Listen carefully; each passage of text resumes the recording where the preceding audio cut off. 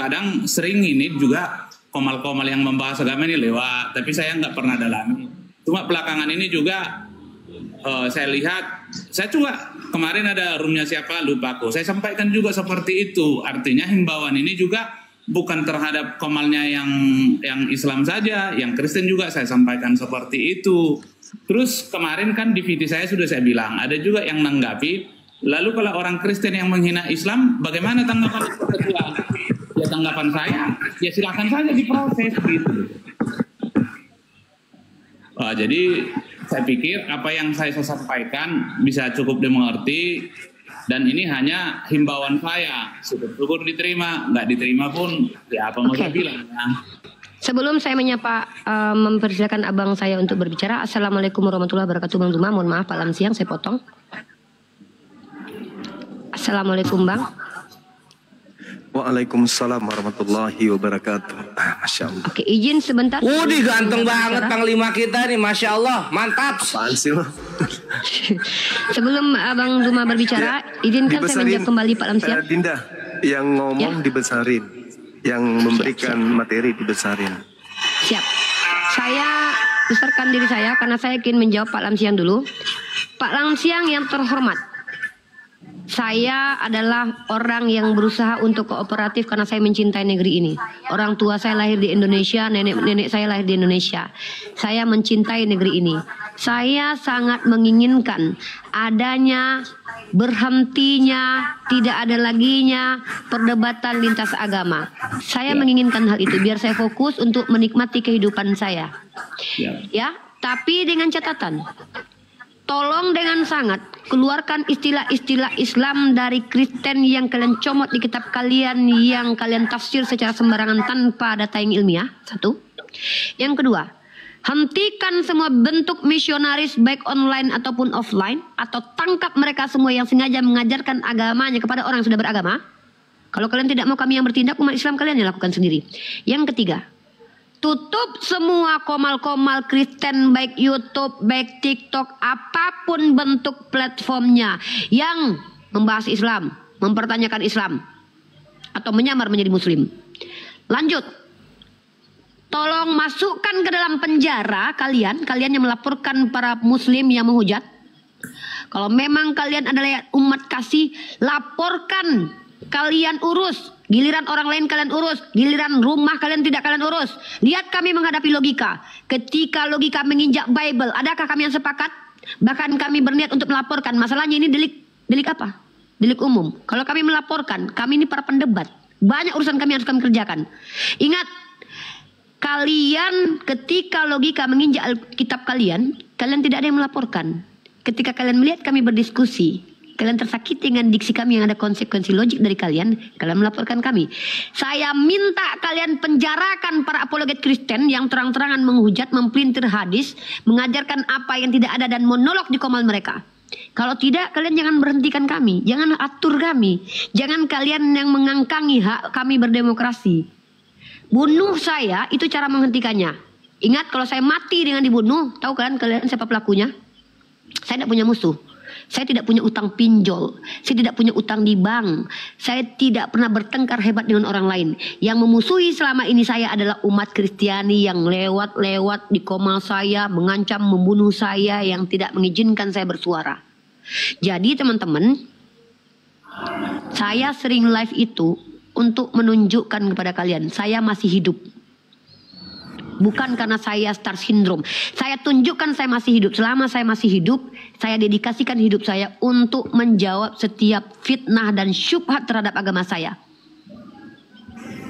Jadi jangan pernah bungkam hak demokrasi kami. Kecuali pemerintah saya yang katakan, Unirifa berhenti ya, kami akan penjarakan itu Sofiatul tanpa ragi. Saya tidak perlu diperintahkan. Saya close TikTok, hanguskan TikTok, hanguskan YouTube, saya ganti jadi vlog pribadi Unirifa. Itu Pak Lam Siang. Bisa saya tanggapi? Silakan. Jadi saya kemarin berpikir begini, ini kan tanggung jawab kita bersama untuk menjaga perdamaian di negara kesatuan Republik Indonesia. Kalau kita sepakat, kita minta kepada Menteri Agama agar mensertifikasi semua penceramah agama sehingga tidak terjadi saling hujat menghujat begitu. Itu salah satu menurut saya solusi gitu ya. Kepada platform media sosial juga harus juga secara aktif dan juga antisipatif terhadap konten-konten yang negatif, termasuk konten-konten yang menghujat gitu ya. Saya juga terus terang bukan mengatakan tidak ada orang Kristen yang menghina Islam. Ada, banyak malah.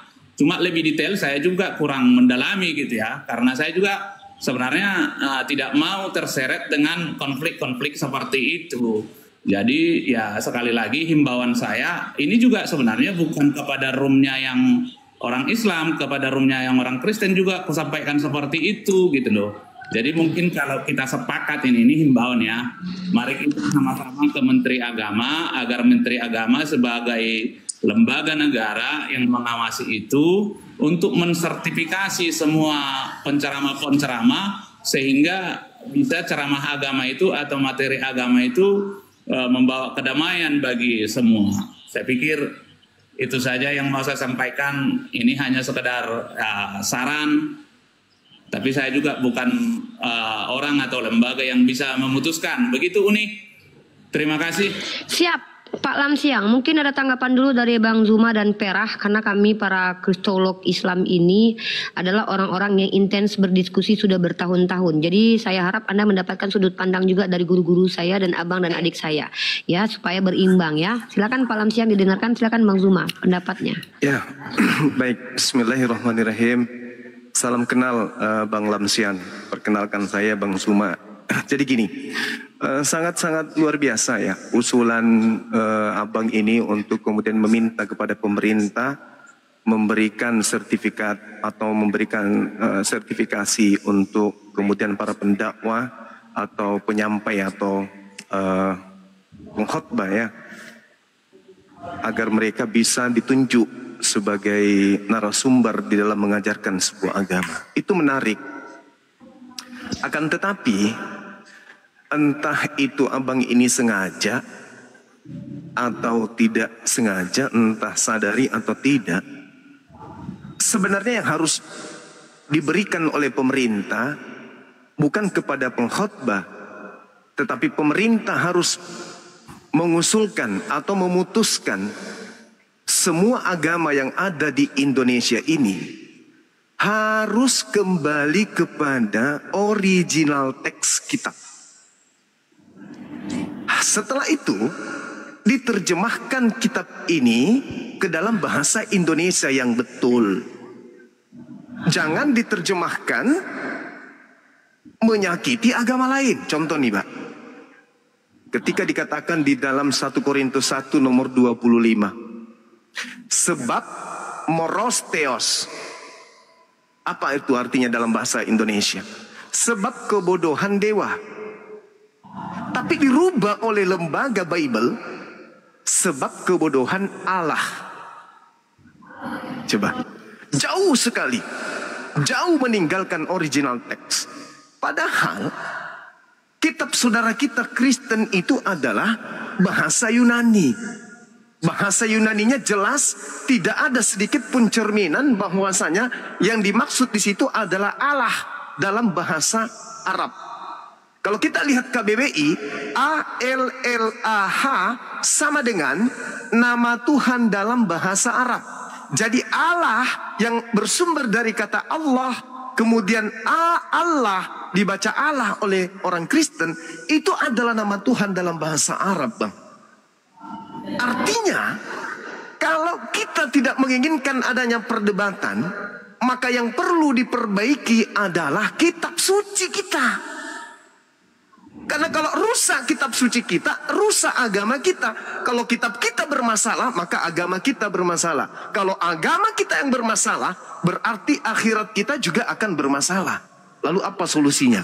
Kembali kepada marwah, kembali kepada original teks kitab kita. Kita dudukkan kemudian, apa sih bahasa asli kitab saya ini? Lalu diterjemahkanlah kembali ke dalam bahasa yang kita cintai, yaitu bahasa Indonesia, dengan baik dan benar. Saya yakin sekali, siapa kami umat Islam yang mau usil kepada saudara-saudara kami Kristen?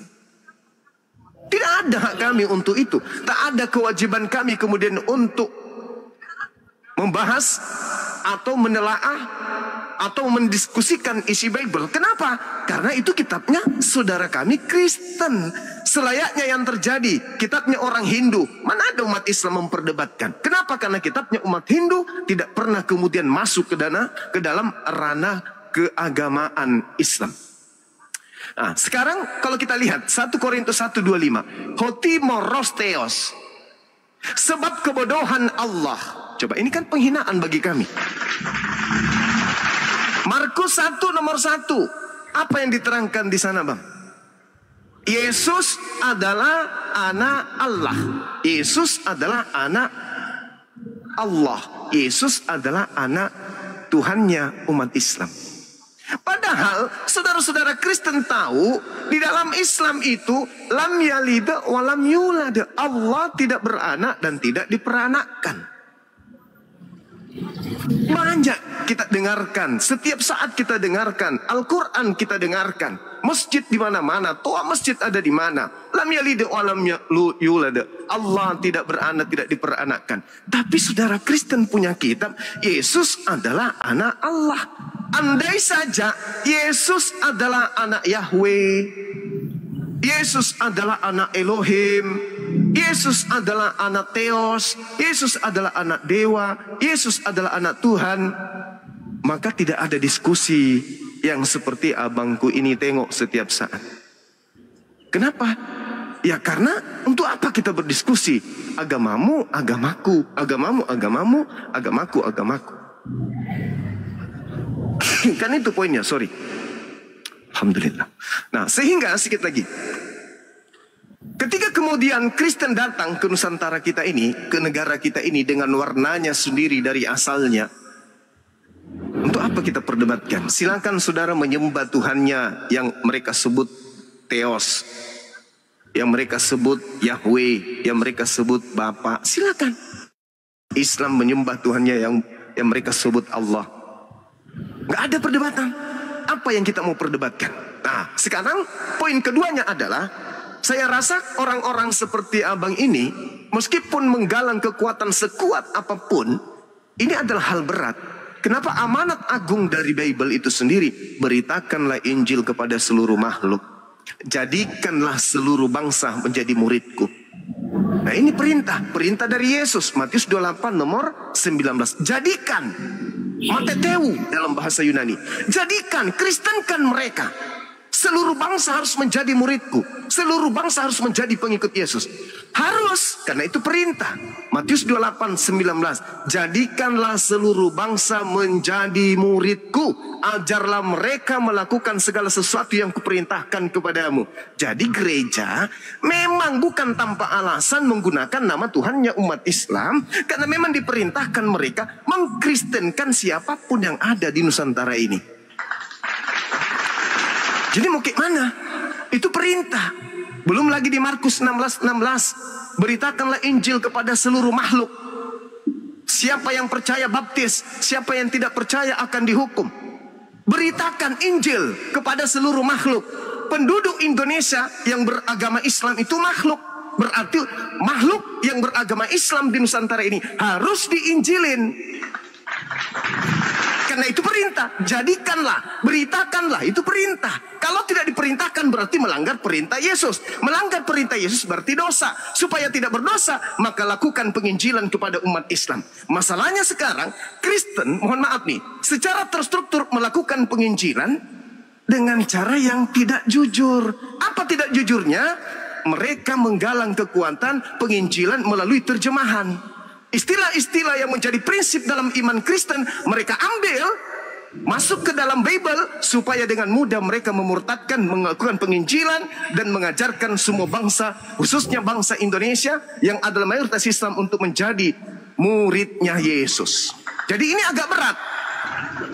Ini agak berat. Karena itu amanat.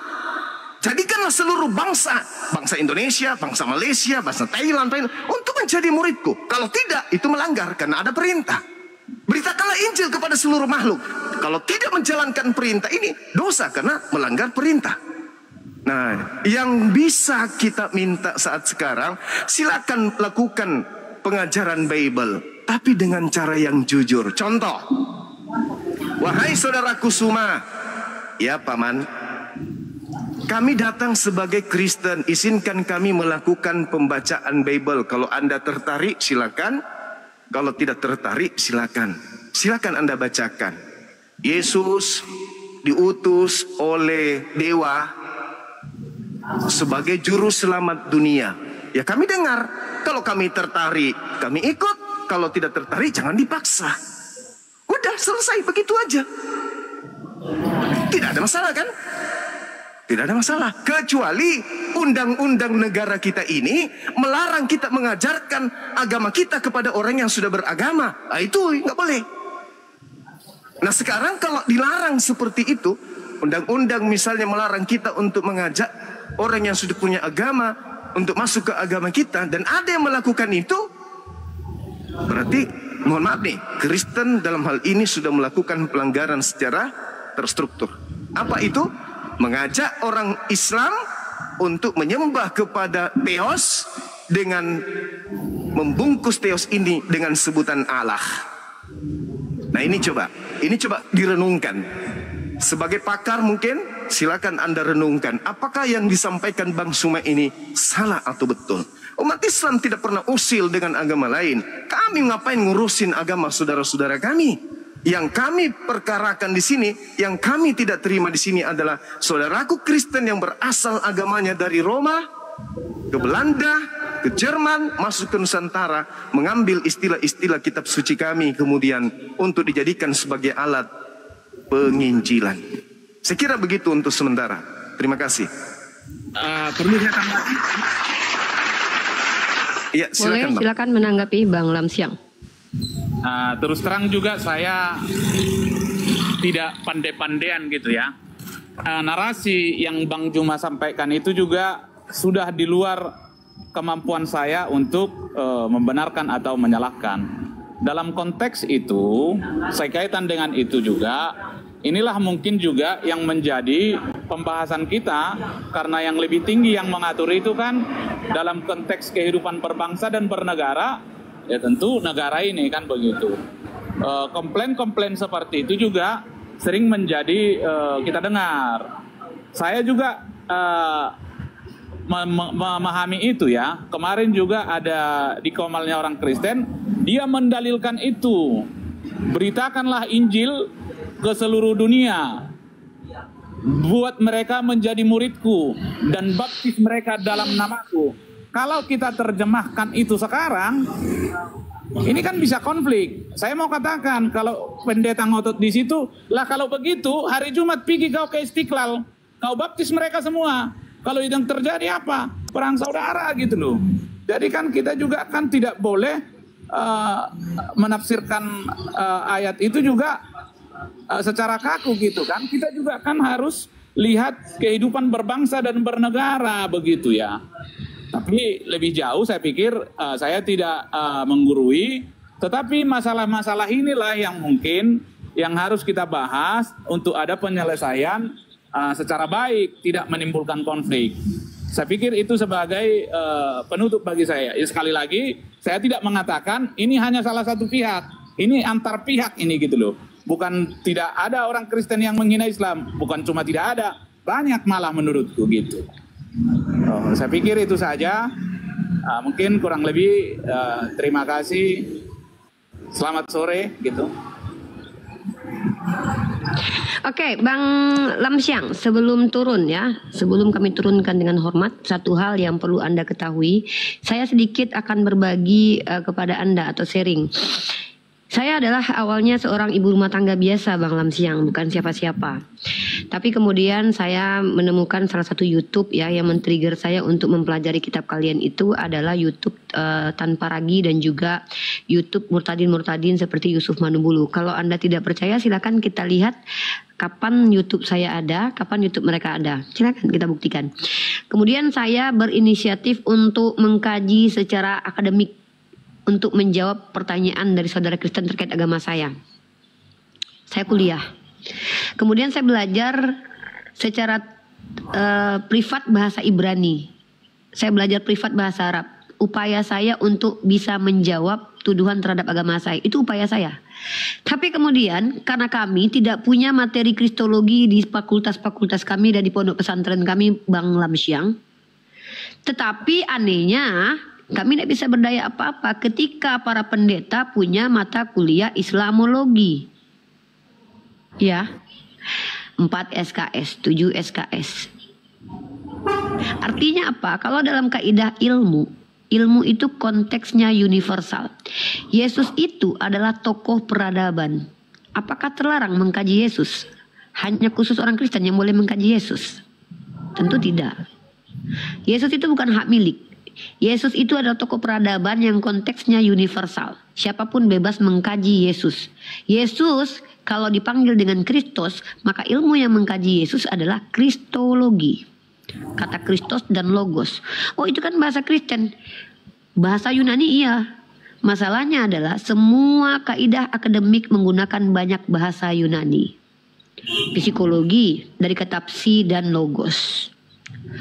Antropologi dari kata antropos dan logos. Apakah itu bahasa Kristen? Tidak. Tolong bedakan bahasa Arab dengan bahasa Al-Quran. Tolong bedakan bahasa Yunani dengan bahasa biblikal.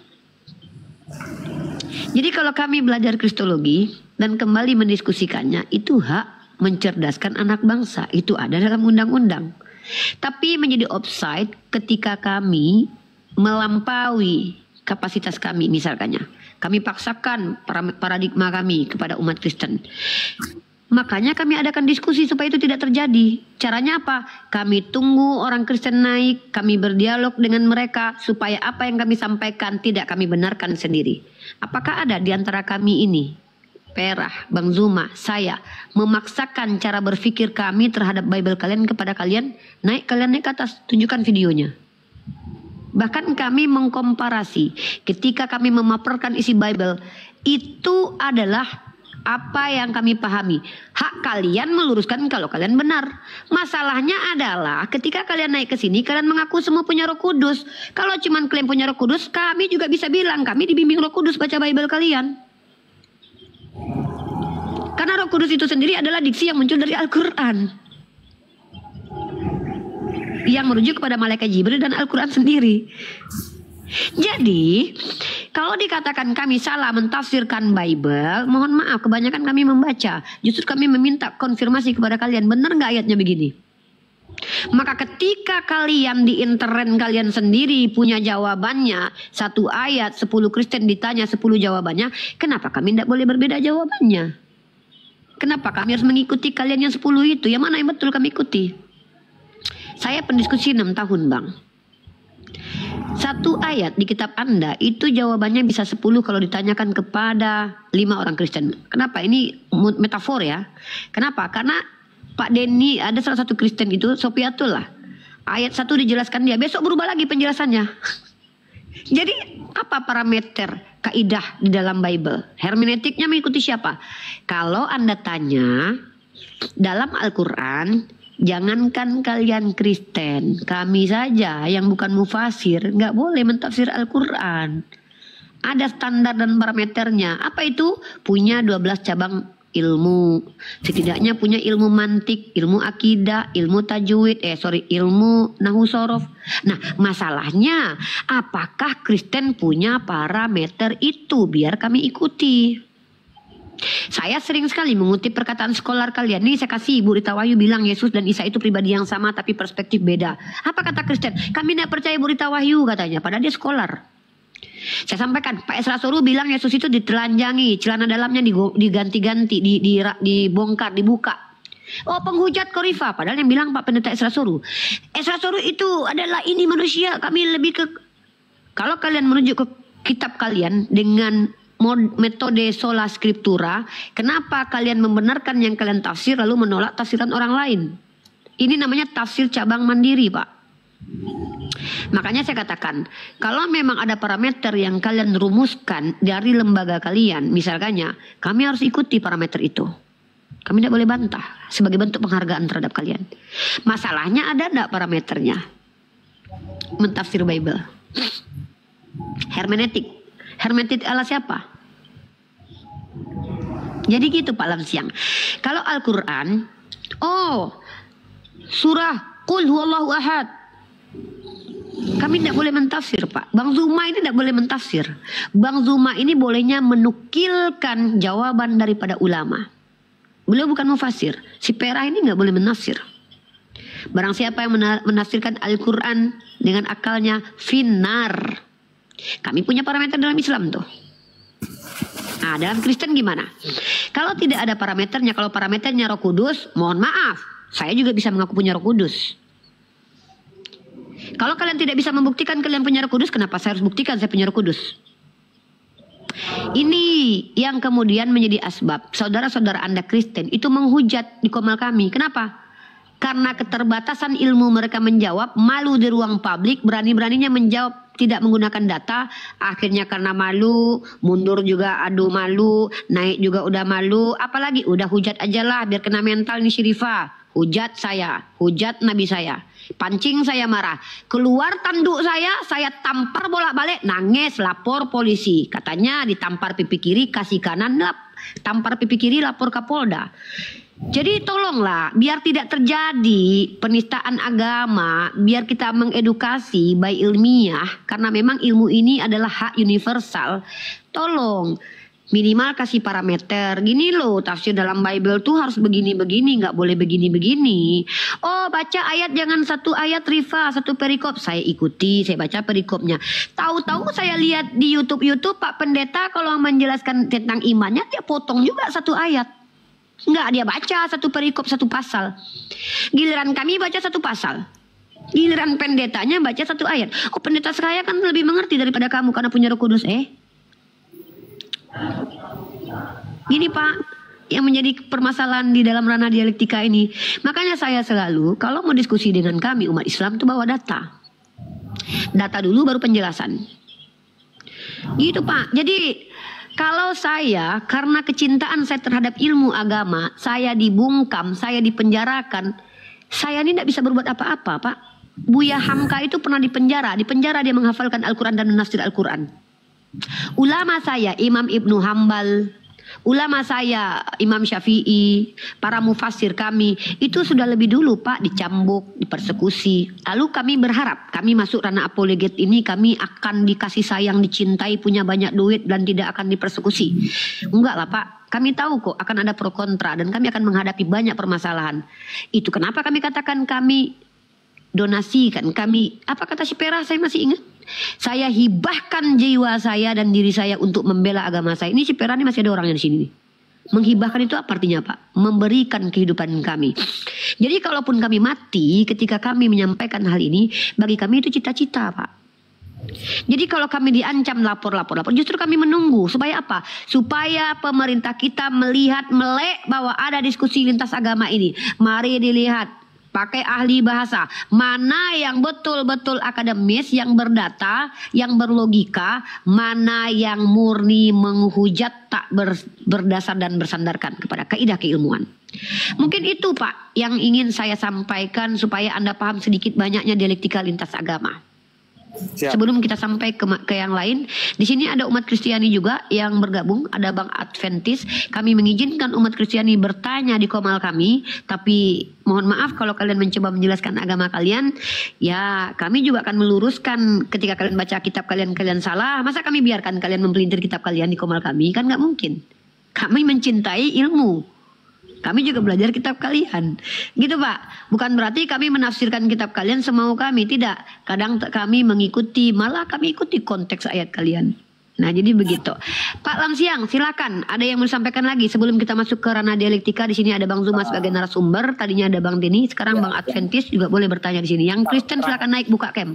Ya, terakhir aja, mungkin himbauan kita juga sebagai anak bangsa, tentu juga semua bertanggung jawab agar situasi di negara kita ini aman, damai, tercipta harmoni antar umat beragama. Saya pikir itu aja kira-kira Uni.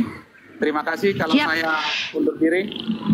Nggak apa-apa Bang Lamsiang, tapi Bang Lamsiang kalau memang Anda punya punya power untuk menyuarakan ini, saya adalah orang yang akan bersama Anda untuk menghentikan semua perdebatan lintas agama dengan catatan semua syarat terpenuhi ya. Karena saya tidak mungkin diam ketika kaum Kristen dibiarkan menghujat agama kami, membahas agama kami, mempertanyakan agama kami. Saya tidak akan diam Bang Lamsiang. Ya, insya Allah. Oke, siap Bang Lamsiang. Ya, oke, kita lanjut. Terima kasih Bang Lamsiang. Kita lanjut diskusi kita. Yang Kristen buka cam, yang Muslim yang saya tahu tidak wajib buka cam di sini karena saya tahu, saya bertanggung jawab. Yang non Muslim buka cam. Saya besarkan Bang Adventis. Kita kenalan dulu. Buka cam di sini karena saya tahu, saya bertanggung jawab. Kepas buka cam mute dulu. Buka cam. Saya besarkan Bang Adventis. Saya tahu tidak wajib buka cam di sini karena saya tahu, saya bertanggung jawab. Aduh, sekali Bang. Sekali Kepas itu aja dulu Kepas. Kepas. Jangan pakai HP Percross lah Kepas. Pakai HP Android atau iPhone biar enak.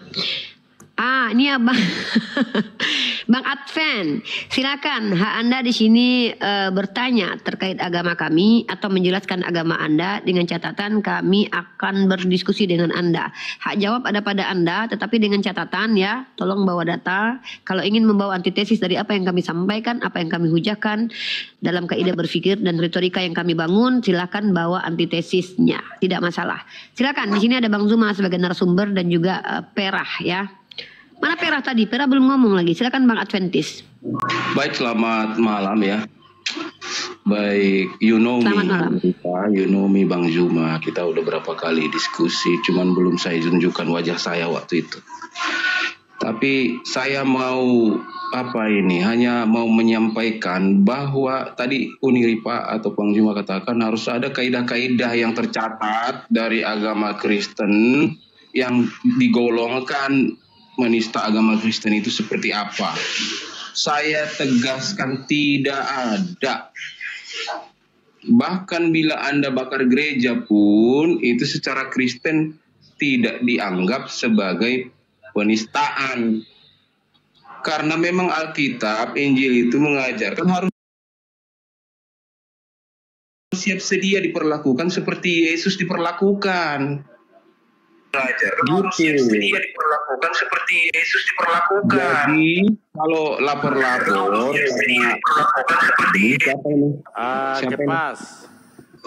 kalau lapor-lapor karena Yesus dihina, ada orang ini itu adalah haknya di dalam hukum, bukan berdasarkan agama. Kalau berdasarkan doktrin kekristenan, nggak ada lapor-lapor orang. Lu dibakar juga, lu mau ditikam juga, disalibkan juga nggak boleh lapor. Memang itu sudah ilmu sebagai orang Kristen. Apa kalau misalnya Kristen dihina, lapor? Nggak boleh dong. Makanya jadi ejekan kekristenan ini. Tadi sudah ada ejekan, tampar pipi kiri, pipi kanan, beri pipi kiri segala macam. Suruh jalan 1 kilometer, jalani 2 kilometer, diminta jubahmu, diminta bajumu, berikan jubahmu. Kan kita menentang ajaran kita sendiri jadinya. Bentar, makanya saya tidak setuju dengan hal itu. Izin, Bang Adven, ini ada yang double apa saya yang dengar salah nih? Yang moderator jangan ditarik orang yang tidak mau naik ya, jangan dipaksa orang yang tidak mau naik. Fullkan, ramaikan di sini non Muslim ya, ramaikan di sini non Muslim. Lanjut Bang, lanjut. Itu, jadi cuman saya hanya mau menyampaikan yang kedua ini, tentang yang dijelaskan Bang Zuma tadi tentang 2 ayat yang beliau kutip, salah satunya dari Markus atau apa tadi itu. Kita harus lokalisir dulu persoalan ini adalah di Malaysia, Brunei dan Indonesia ya. Itu rumpun Melayu lah. Kalau karena masuk nanti ke Arab, tidak ada masalah mereka dikatakan Yesua Ibnullah, nggak ada masalah di sana. Nggak pernah bermasalah mereka itu. Tapi di Indonesia ini umat Muslim tidak setuju dikatakan Yesus itu anak Allah. Nah ini permasalahan ini bagaimana menyelesaikannya. Kalau saya secara pribadi Sampai hari ini saya tidak percaya nama Tuhan saya Allah. Saya tidak percaya. Itu. Jadi tidak pernah saya mensakralkan nama itu secara pribadi karena saya paham yang tertulis di kitab saya dari bahasa aslinya. Gitu. Jadi tetapi orang-orang di grup-grup komal-komal selalu mempertahankan itu karena kurang pemahaman. Bahkan teman-teman muslim juga ada teos lah apa segala macam. Ya memang teos itu adalah dewa-dewa. Teos ya dewa-dewa kan itu. Apalagi rupanya. Itu sama dengan Deus. Itu sama dengan Deo. Itu semua dewa kalau diterjemahkan ke bahasa Deva kalau di India. Sanskertanya. Kalau ke bahasa Indonesia jadi diserap menjadi dewa. Jadi apa-apa yang salah di situ tidak ada. Jangan tersinggung kalau dikatakan Theos adalah dewa. Emang itu benar. Sebutan orang Yunani terhadap sesembahan mereka yang adalah dewa-dewi itu disebut Theos. Itu. Jadi pendidikan ini memang tidak pernah habis ini. Makanya saya katakan sejauh yang saya ikuti Uniripa aman karena ilmiah. Ya kan, ilmiah dan logika, make sense istilahnya. Jadi kita dibawa untuk memahami loh, mengevaluasi iman kita. Jangan langsung tersinggung lah. Saya tidak pernah tersinggung dengan pembahasan-pembahasan mereka ini. Bang Juma juga nggak pernah saya tersinggung. Karena itu dari perspektif mereka begitu. Lah gitu. Jadi saya hanya mau kasih pencerahan kepada orang-orang di bawah yang ada yang bilang Nora siap-siap, Nora siap-siap. Lah itu juga kita lihat lah, saya juga nggak bisa pastikan itu akan diproses atau gimana. Nggak segampang itu juga kan. Nggak semudah itu juga memproses orang. Tapi yang saya tahu banyak memang daftarnya bagi mereka. Bapak yang tadi salah satu bagian dari kelompok yang melaporkan kemungkinan. Karena ada 3 huruf di belakangnya, HBB, Horas Bangsa Batak.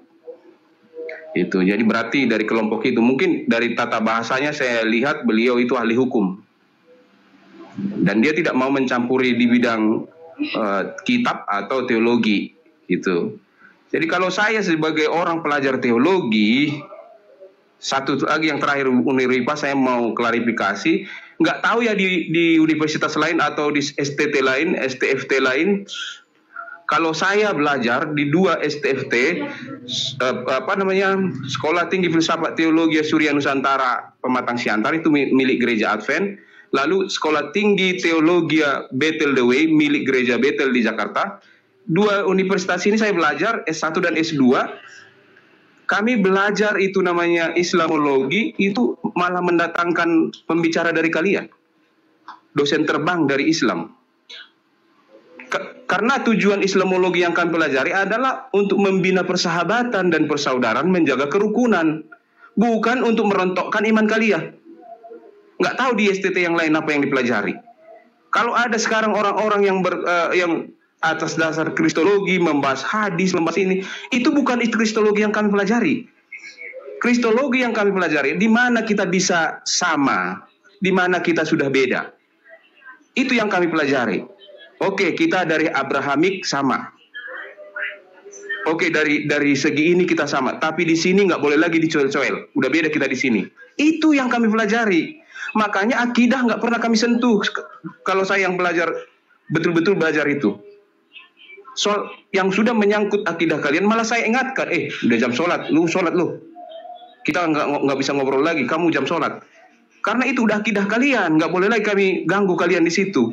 Kalau acara di gereja juga, bahkan acara pernikahan dekat gereja masjid, lagi azan, hentikan dulu acara. Jangan kita teriak-teriak mereka lagi azan. Ini perang agama namanya itu. Itu yang kami pelajari, bagaimana saling memperlakukan dengan baik. Itu kristologi yang kami pelajari, Islamologi yang kami pelajari. Bukan bagaimana merangsek masuk, menyusupkan ajaran-ajaran kisah ke masjid, ke musola, kemana-mana. Bukan, nggak ada itu. Kalau di yang lain saya nggak tahu, nggak jamin. Tapi di kami tidak seperti itu. Makanya di gereja Advent ada AMR, itu Departemen AMR, Adventist Muslim Relationship. Waktu terbatas ya Pak? Itu. Jadi kita membina persahabatan, bukan saling merontokkan iman. Begitu ya. Jadi itu yang dapat saya jelaskan. Saya sudah sabar tadi mendengar beliau itu bicara. Jadi saya hanya, tadi juga saya bilang saya hanya sebentar. Jadi yang dia bilang itu benar, tetapi ada aksi, ada reaksi. Ini bagaimana menghentikan ini? Hanya pemerintah yang bisa menghentikan ini. Nggak lapor-lapor. Lapor-lapor nggak bakal berhenti ini semua ini. Akan makin kacau. Tapi saya selamat karena teman saya, Muslim semua teman saya kok. Ya, siap.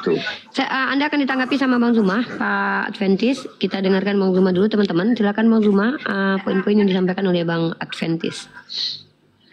Iya, baik. Terima kasih, Bang ya. Jadi kalau sekarang di era Indonesia merdeka, di era dunia lagi tenang-tenangnya, Kristen itu memang sip dah.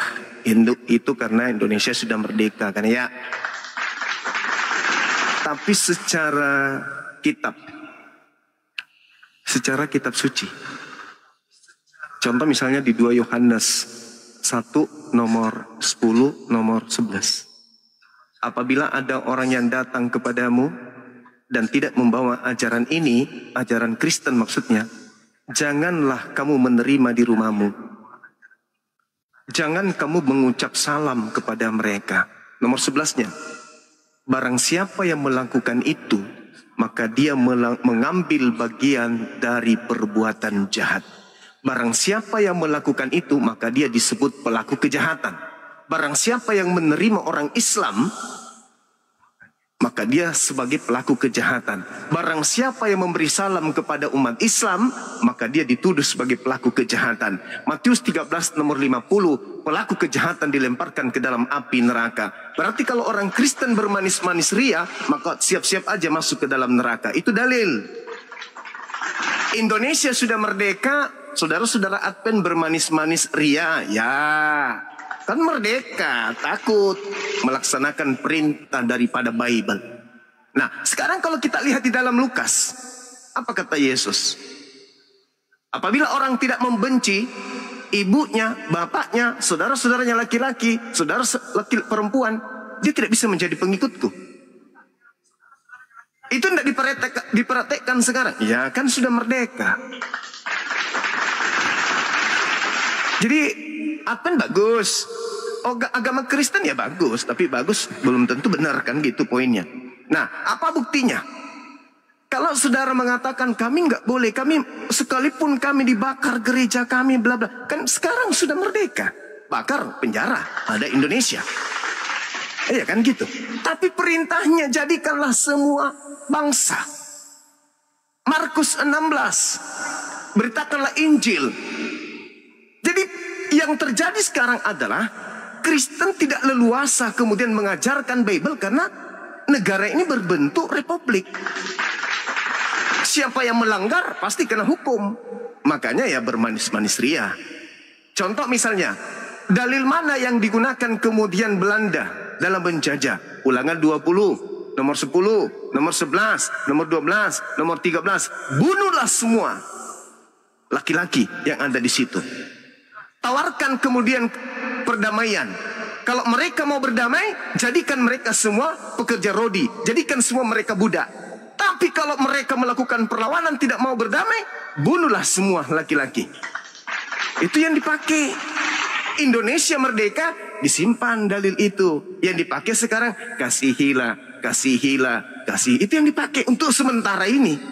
Tapi kalau Anda belajar Bible, ajaran kasih itu ajaran orang Yahudi, bukan ajaran orang Kristen. Contoh di dalam Matius 22, nomor 34 sampai seterusnya.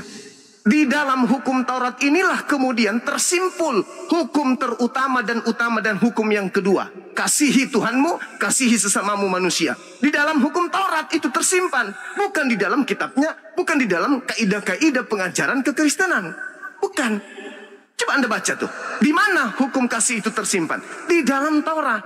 Lalu Taurat di dalam Efesus 2 nomor 15 semuanya sudah dibatalkan. Berarti perintah kasih sudah dibatalkan. Kenapa orang Kristen berkasih-kasih kelihatan agak santun? Ya karena hidup di mayoritas Islam. Kesimpulan saya untuk sementara seperti itu. Karena saya baca Bible. Dan keadaan sebelum Indonesia merdeka kan porak-poranda Nusantara ini. Siapa pelakunya? Apa nama Tuhannya? Apa nama kitabnya? Apa nama tempat ibadahnya? Kan kita tahu, kita dengar, kita bukan orang tidak belajar. Kita masih ditorehkan buku sejarah. Dan itu sejarah kehidupan Nusantara, anak Nusantara itu ada.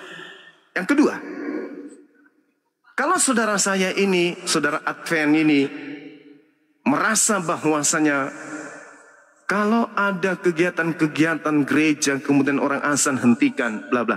Bukan begitu poinnya, saudaraku. Ibarat kata, pelarangan minum minuman keras. Kita datang kepada orang-orang kemudian untuk membongkar kios-kios mereka, memukul orang yang mabuk. Bukan kayak gitu. Bukan toko-toko penjual mirasnya yang kita hancurkan, bukan. Tetapi hatinya orang-orang yang kita matikan. Meskipun banyak toko miras, kalau mereka sudah menyadari tidak minum miras, mereka tidak akan menyentuh itu. Maksudnya apa? Bible Anda yang harus dikembalikan kepada nilai-nilai luhur dari Yunani. Itu.